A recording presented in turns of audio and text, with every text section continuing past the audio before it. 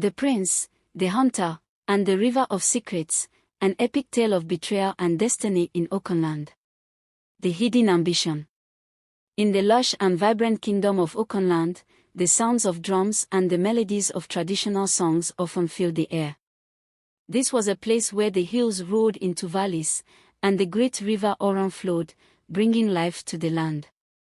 At the heart of this kingdom stood a majestic palace, home to King Oku, a ruler renowned for his wisdom and strength.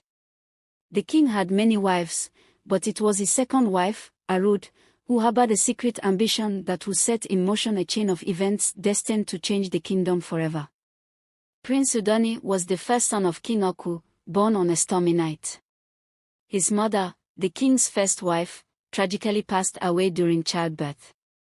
Arud, the second wife, took on the role of raising Udoni. To everyone in the kingdom, Arud appeared to be a devoted stepmother, showering Udoni with praise and care. However, her heart harbored a deep-seated desire for her own son, Tagbo, to ascend the throne instead. Despite her hidden motives, Arud played her role to perfection. She often praised Udoni in public, highlighting his achievements and sometimes exaggerating them. Udoni is wise beyond his years, she would say, recounting how he had resolved a dispute among the village elders or how he had saved the child from drowning in the river. She would then turn to Tagbo, scolding him mildly, "Learn from your brother, Tagbo. See how he handles himself with such grace."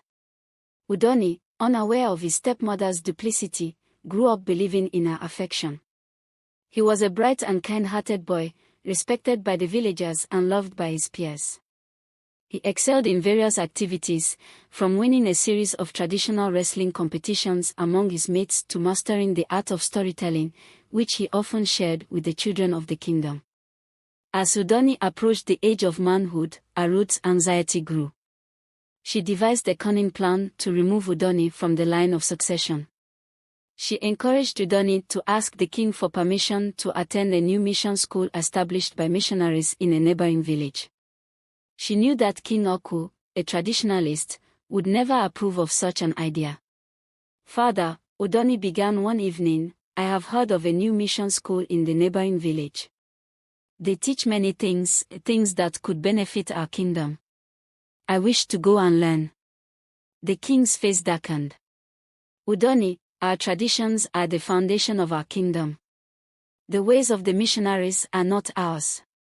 We must preserve our heritage and not be swayed by foreign influences." Udoni nodded, respecting his father's wisdom, but Arud was far from deterred. She put the next phase of her plan into action. One moonlit night, she secretly arranged for Udoni to be kidnapped, making it appear as if he had defied the king's orders and set out for the mission school. The kidnappers, hired by Arud, whisked Udoni away and set out for a hidden hideout deep in the forest. Bound and blindfolded, the young prince was taken deeper into the forest. He recalled the story his father told him about the secret of the river. The river down the valley is the our city wall. Udoni did not understood what his father meant, but still he believed somehow that the walls of the river his father spoke about could shield him. He pleaded with his captors to let him drink from the river. They obliged him and immediately Udoni jumped inside the river. The current carried him in down the river while his captors watched in dismay, probably believing that he would be drawn after all. Days turned into weeks, and Udoni's disappearance sent waves of despair through the kingdom. King Oku was heartbroken, but his resolve remained unbroken. Arud, pretending to share in the king's grief, secretly celebrated her success. In the dense forest, Udoni's cries for help were heard by a solitary hunter named Okorefo. Okorefo lived alone, far from the village, in harmony with the wild.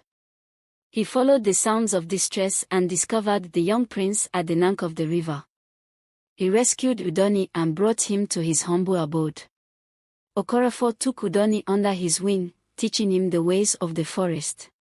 Under the hunter's guidance, Udoni grew strong and resilient. He learned to track animals, set traps, and navigate the dense foliage. The bond between them grew strong, and Okorefo became the father figure Udoni had always longed for.